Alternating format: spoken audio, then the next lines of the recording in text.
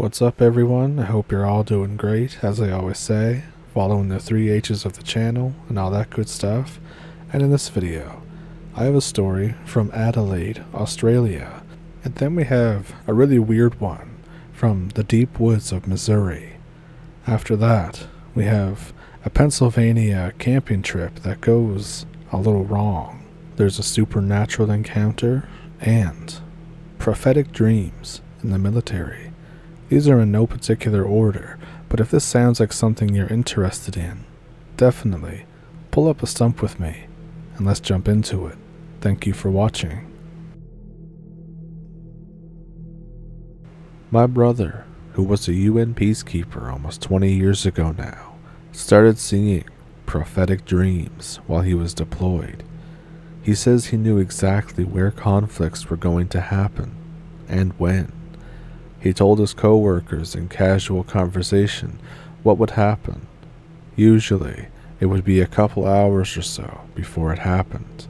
He'd just call it a hunch, even though they were very specific. It happened 3 times, exactly as he had told, before anyone listened to him seriously. After preventing 10 separate incidents from escalating by having troops already deployed in the area, he was taken proper note of. He was decommissioned quickly after that and deemed unfit for duty for no real reason. He was deemed mentally sound, so they falsified a physical injury, which makes it seem like that the higher-ups knew something about the phenomenon. I have to think that maybe it interfered what they were there for. After all, why else would they decommission him when he was saving human lives?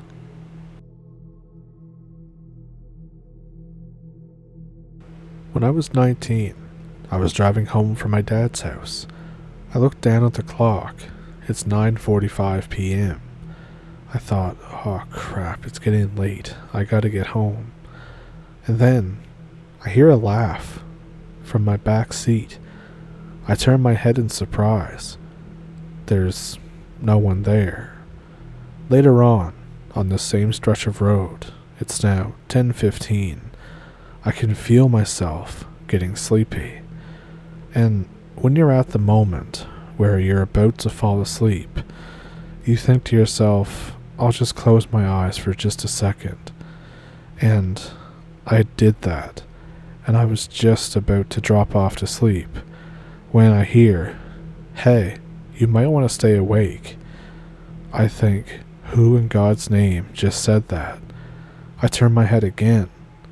There's a girl, about 7 years old, sitting in my back seat. I jump and swerve my car.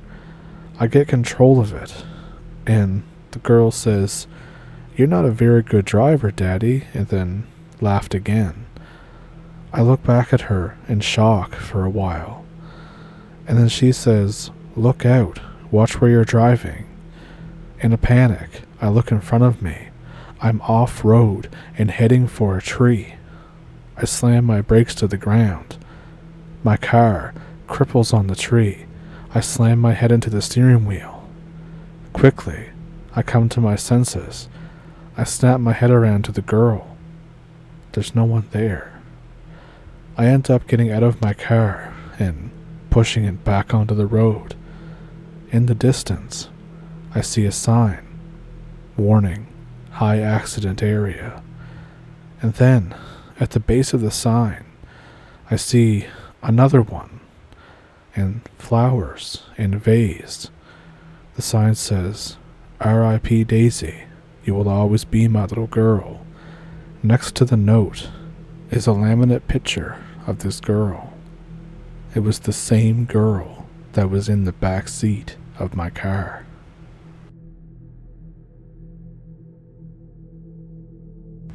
I was at Waterfall Gully, which is in Adelaide, about 7 years ago or so, with my now ex-girlfriend. It's a popular hiking trail that goes up to Mount Lofty, but it's also a tourist destination to see the waterfall. We were walking up the trail. It sort of curves to the right, and then to the left is a kind of viewing platform. This was just out of my sight as I was up ahead. It was about 10 p.m., so it was quite dark, and back then you could still go up that way. They installed some kind of fence which they now close at night, and I was standing in front of a sign that used to tell people to clean their shoes so they don't bring any unwanted seeds or something up to the nature trail. I had this powerful little LED torch with me that I always took with me while hiking. It could project about 100 meters. I was pointing it at a sign to read it when I noticed out of the corner of my eye, about 15 meters up the trail, was a tall, bulky figure of a man. The figure was almost illuminated by my torchlight, as if it was reflective material that you would see on some safety sign in high visibility clothing. I think it was like 6 feet tall or something, almost radiating light. He was bright, but didn't illuminate the ground around him. It's really hard to explain. When I realized he was there, I began to look at him and point my light toward him, which is when my ex-girlfriend called to me, and I felt extremely compelled to turn to her, more like I was physically forced to turn, which I did. The moment I turned toward her, I quickly looked back, and this must have taken half a second, and yeah, it was completely gone. I could see all the way up the trail to the right. It was a cliff, and to the left was a drop-off into the river. He wasn't anywhere to be seen. I wasn't really scared. I was just shocked at what happened. My ex saw that I was shaken up and asked what was wrong. I said, nothing. And she said, oh no, did something weird happen? Which is when I said I would tell her later, and we turned around and went down to the car park. I ended up Googling the area afterwards, and apparently it's haunted. People see a young policeman who was blue and transparent apparently. There's a cafe there that claims to have had weird stuff happen. I've seen pictures of the man they reckon is haunting the place, but he looks nothing like what I saw.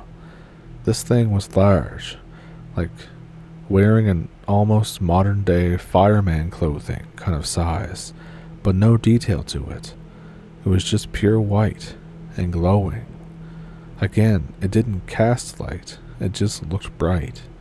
When I think back, I almost see some kind of bands of light around the hands and feet, almost like you would see a fireman's suit, but I could just be misremembering that. And as far as I know, no one's died there in recent years or even gone missing, but who knows what it was.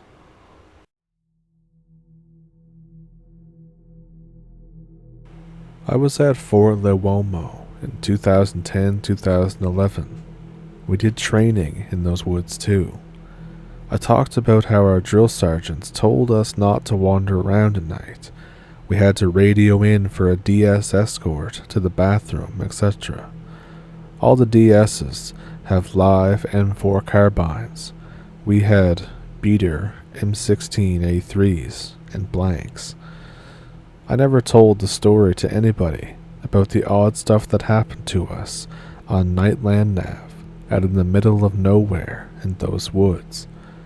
Night land navigation is when you walk around the woods at night in full battle rattle, looking for a certain pre-decided point, or more than one, that each have a code word. Different groups get different points, so every group has their own phrase. That way, you can't cheat. So I was sent in the woods with my squad for a night nav course. The squad consists of myself, a guy called Buddy Walters, and this 30-something Air Force sergeant who went from E6 to E5 and had to redo basic since he was AFNG, Air Force National Guard. The course starts right after sundown, It's February, so like 7 to 8 p.m. maybe. We spent forever wandering through the woods. We get to our first point and begin hiking toward the second. I tell one of the guys to let me know when his pace beads hit 3 kilometers. We hike for a while. Sergeant Chairforce takes the map. Everyone is kinda zoned out. At some point, we cross a stream. I asked to see the map. It was a mini-map of only a few grid squares. There's no stream on the map. I asked the guy what his pace count was at. He says, I'm sorry, I forgot I was supposed to be tracking. I whisper, shit. So, we're near this large hill, or spur, I'm unsure which. We start going up this deer trail. Suddenly, Sergeant Chairforce grabs me by the collar and pulls me backwards. I'm sleep deprived, hungry, and super stressed.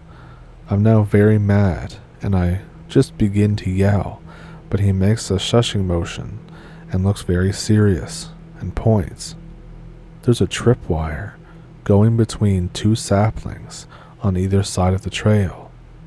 He brushes away some dead leaves carefully. I hear him say, "Holy shit," softly. There's an 81mm mortar buried just in the soft dirt. We have a quiet and intense discussion on A, what to do now, and B, where the hell are we? We decide to try and back azimuth to our current location where the first point was. At this point, I asked how we missed our second point. They're all marked by chem lights. It turns out the sergeant had been resting the compass on the butt plate of his M16. We are now aware that we are completely lost, and probably several clicks from anyone in our company. We have 3 more hours of night land nav before the DSs will even begin to look for us. We decide that we should head in the direction roughly opposite to the booby-trapped hill, as we don't want to encounter another mortar and all get dead. So I tell one guy to watch his pace and please count this time. We hike for about 1 kilometer. We come to a misty clearing. It's only about 50 meters across, with chest-high grass.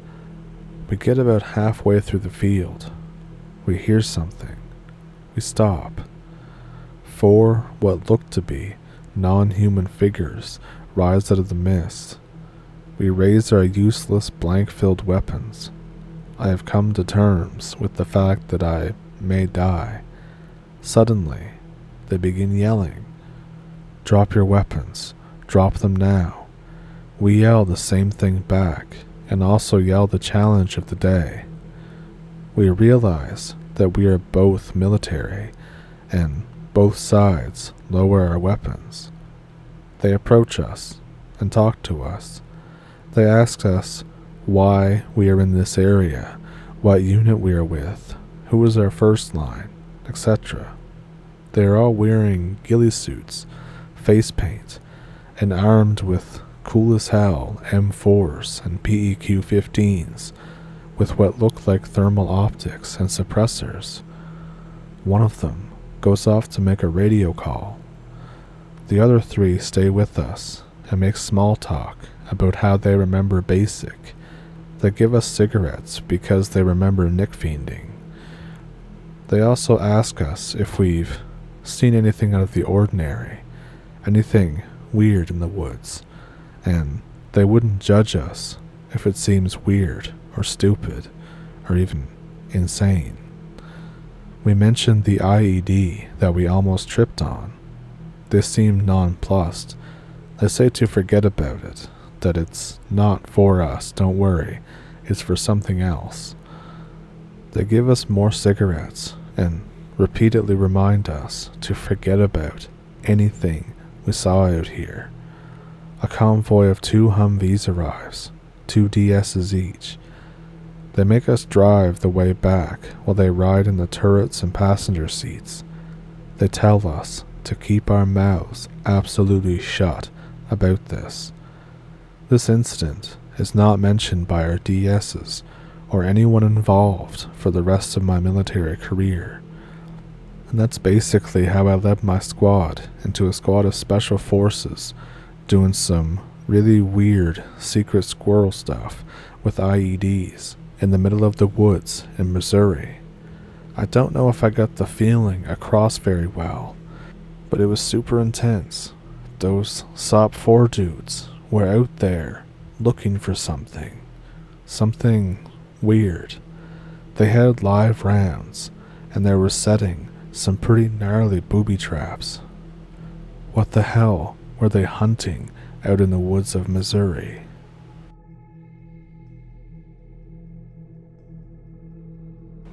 When I was 18, I was living in rural Pennsylvania. I went out camping with a few friends after graduation. I had a 1911 and a shotgun that I had gotten as presents over the years. I mention it in case you were wondering, and of course, they came in handy later. Anyway, I was the only one at this camping trip that was armed. There were a couple of girls that showed up and asked what's up with the guns, and made jokes about me being a serial killer or something.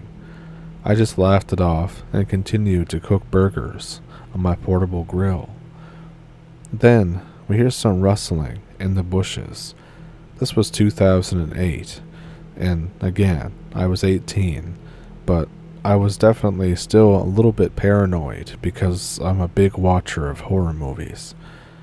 Basically, I spring to my truck 10 feet away and grab the shotgun.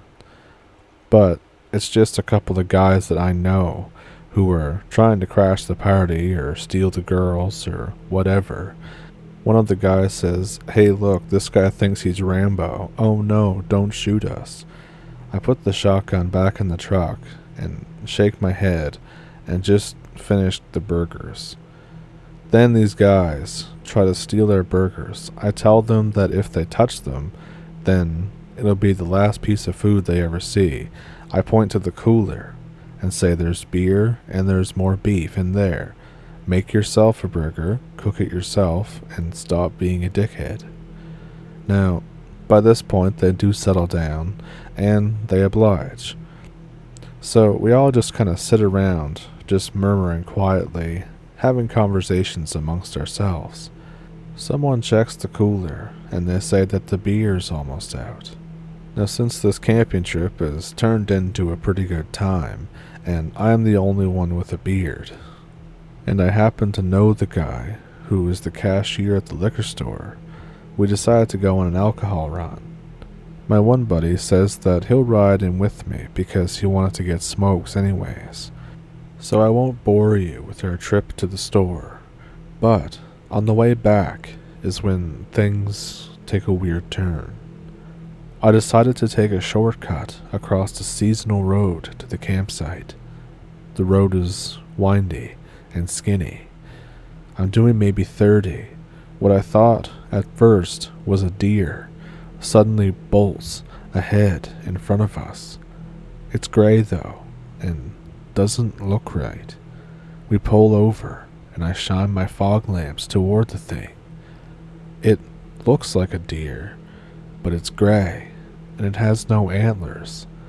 And then it stands to its hind legs like a person, and then runs off toward the campsite. I'm not sure whether I'm more afraid or interested, because I don't know what the hell this is. I grab my shotgun. My buddy pleads and begs me to just get the hell out of the woods. We're out of the truck now, and he won't stop yammering about how scared he is. I decide to ease his fears. We get back in the truck, and we head to the campsite. We pull up, and only a couple people are left. 4 girls and 1 guy, another friend of mine. I asked them where everyone went. They say that everyone left because they got pissed at me and my buddy for trying to scare them. They said they could hear us clearly talking, and that the shaking the bushes thing and the weird growling wasn't working. We were half a mile away. I showed them the GPS. I showed them the receipt from the store and showed them that the way back accounted for all the time we were gone. We get into this little argument, trying to find out what the hell is going on. All of us are confused. And then one of the girls says, "What the F is that?" I look over, and there's this thing 30 yards away in the clearing that you drive in. It looks darker under the moonlight, but I can tell that it's the same thing. I tell everyone, do not move. Some girl says, "You planned this, didn't you? Stop being an asshole." After she says that, not a moment later, we hear almost a pitch-perfect version of her voice say, "Stop being an asshole," from 30 yards away. She screams, as well as the other girls. They run and jump in my truck. It seats 5 people. This thing then screeches back, and it sounds unholy. I pull the 1911 off my hip and yell at the thing. I tried so hard to sound like a badass, but I just know that it came out as girly and like I was asking it a question. It was hard to tell in the dim moonlight, but it almost looked like the thing was smirking now. And in a split second, it was in the brush again and out of sight. I yelled to my one buddy to grab the pump action and start the truck. I'm looking all around, trying to get a visual on whatever the hell this thing is. Then, the next thing I know, it's 5 yards away and closing. I let loose with my pistol, and good God, the 9 rounds went too quickly. I'm pretty sure I hit it at least 3 times. Once it was hit, it let out that same ear-piercing screech. Once it was hit that last time, it kind of sounded like a coyote even. And then it fell on its back, writhed around, and then bolted back into the woods. I jumped in my truck and took off with the girls and my buddies all piled in. All of the girls were crying and scared. Both of my friends just had this drawn-out look on their face of horror or shock. I was concentrating on how fast I could go without crashing on this crappy road. Finally, we reached my dad's place and we hung out in the separate garage. The girls were so scared that they told me to pull in the garage or they aren't getting out. The rest of our night essentially consisted of us trying to calm each other down and us hearing things outside the garage. We all eventually fell asleep near the break of dawn. And if you're thinking that, oh, I just made all this up to get the girls, well, they don't want anything to do with me. They're scared to be around me. And my other 2 guy friends who were with me that night, none of us really go hiking or out in the woods at all without being armed with at least something.